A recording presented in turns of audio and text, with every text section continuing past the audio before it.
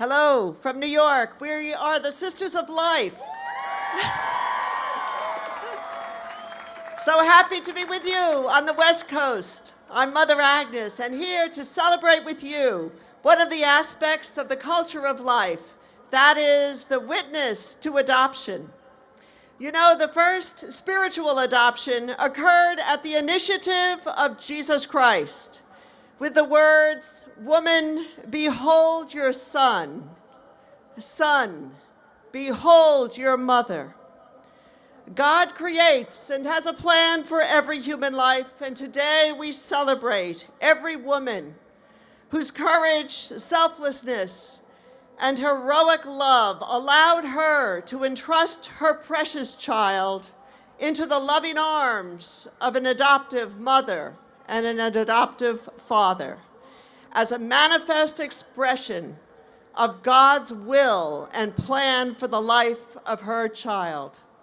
I am honored to introduce to you today Grace Delaney, a mother, a champion of adoption as a life-giving alternative to abortion, a founder and CEO of the Agnus Dei Foundation and the Lamb of God Ministry, which creates loving, nurturing homes for young pregnant women who wish to consider adoption.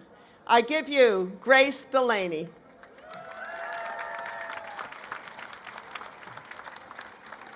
Thank you, Sister. How appropriate that as the founder of the Agnus Dei Foundation, I'm introduced by Sister Agnes. I'm honored and humbled to be addressing you today.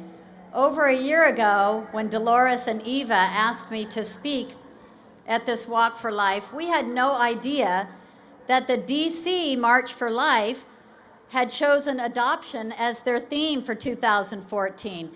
Who was at the DC March? Any of you braved the snowstorms?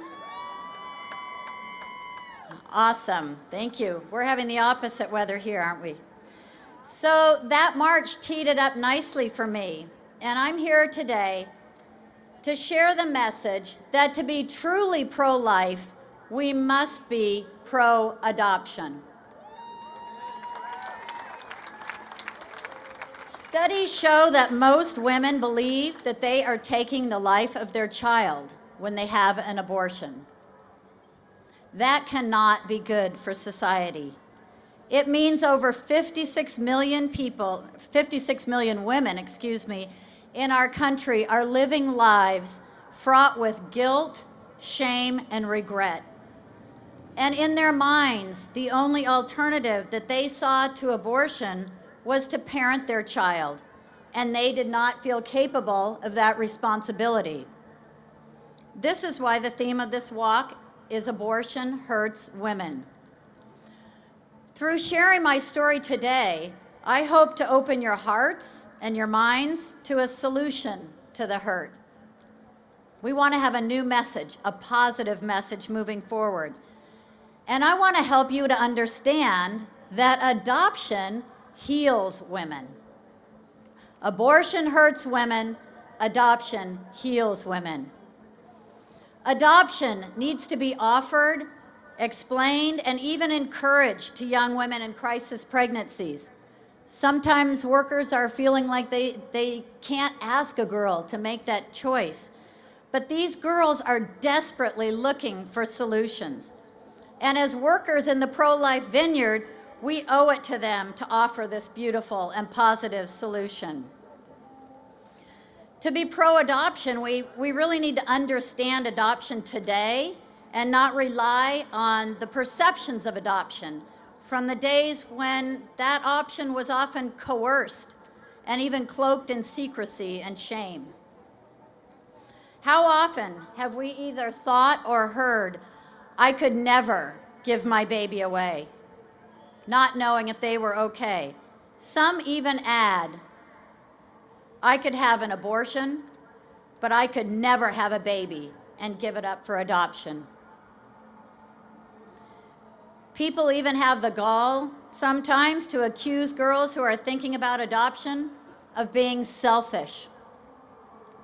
I'd like to know how carrying a baby for 9 months of pregnancy and going through childbirth and ending up with empty arms at the end of it could ever be considered selfish.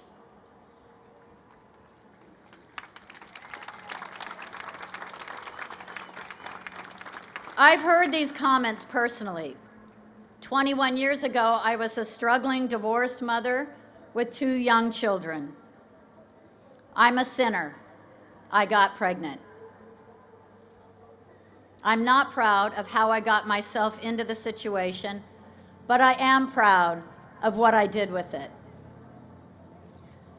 I knew abortion was not an option, but I also knew that although I could be a good single mother, I could not be a father too. I felt my baby deserved the best possible start in life with a mother and a father, a married mother and a father. I could not provide that. I've heard it said that sometimes the best form of parenting is to choose someone else to do it. I also knew that I could not bear the thought of never seeing my baby again. I knew that my children would need the comfort of knowing their sibling was growing up loved and cared for in a wonderful family. I chose a very special couple as the parents for my son. Of course, every birth mother thinks that they have chosen the absolute best couple out there. And I want to speak to any of you who may be adopted out here in our crowd today, and you don't know your birth mother, and maybe you never will. But I'm here to tell you, on behalf of all birth mothers, that you were not abandoned or unwanted. You were deeply loved. And what your birth mother wanted was what was best for you. She did not give you away. What she gave away was a piece of her heart with a sacrificial love like no other. At the time of my pregnancy, open adoptions were a fairly new concept, but one that gave me the confidence and the comfort in my decision. Although it's a fairly new approach, open adoption is really as old as time and actually has biblical roots. Think Moses. In order to avoid having her son murdered, Moses' birth mother entrusted him to the Pharaoh's daughter to raise. So adoption led Moses to fulfill the plan God had for him and his people of birth.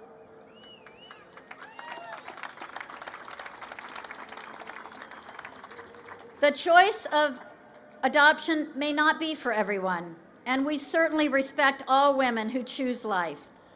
However, for those considering adoption or counseling women about it, I feel the need to explain open adoption, especially because 96% of adoptions today are open. The degree to which they are open varies from adoption to adoption. The birth mother and the adoptive couple work it out together through an adoption plan. Open adoption does not mean co-parenting. Many people are confused about that. The child grows up with a clear understanding of who his parents are, but also knowing that they are loved by both their adoptive and biological families. The gift of open adoption is the fact that it eliminates the unknown and the questions that have surrounded adoption in the past.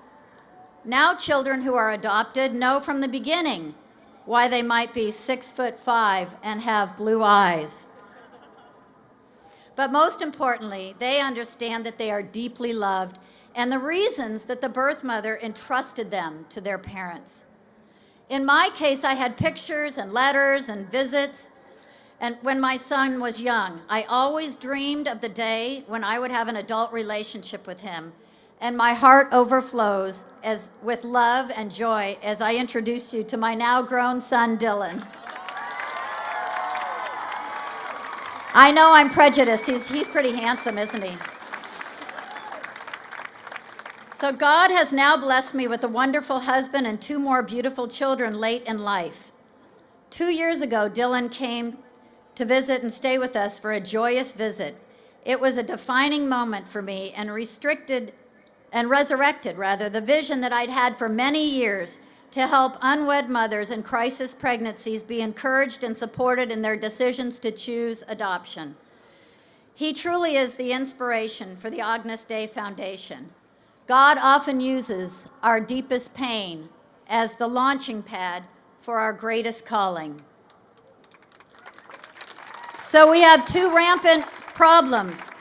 We have 53% of the general public, 53% of the babies being born to the general public, the majority are now being born to unwed mothers, 73% in the African American community.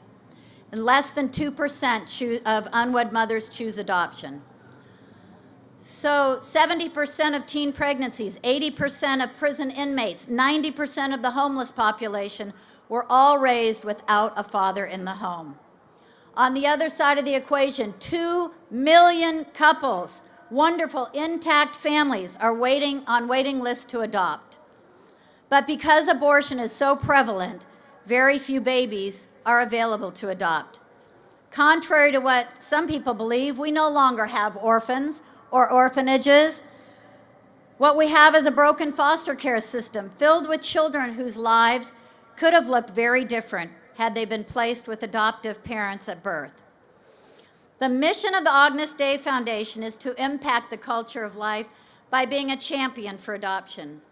The hand of God has been on our ministry from the beginning and fully embraced by even the likes of our quarterback in San Diego, Philip Rivers, who's on our board of directors. In this safe, nurturing home, girls are loved and honored for their courageous decision. They're surrounded by staff and volunteers who believe in adoption. And living with other girls on the same path protects them from their pressure to parent or abort. Believe it or not, we're the only maternity home in San Diego County and one of only a handful in the nation focused specifically on adoption. Everyone who walks into our doors feels an overwhelming sense of peace and joy. One of our birth mothers, Bianca, is right over here, along with our program director. When our girls leave our home, they feel empowered and armed with tools and filled with hope. Their lives are transformed. Abortion does hurt women, and adoption truly heals women. This is why, in order to be pro-life, I'm asking you to be pro-marriage and pro-adoption. Thank you very much.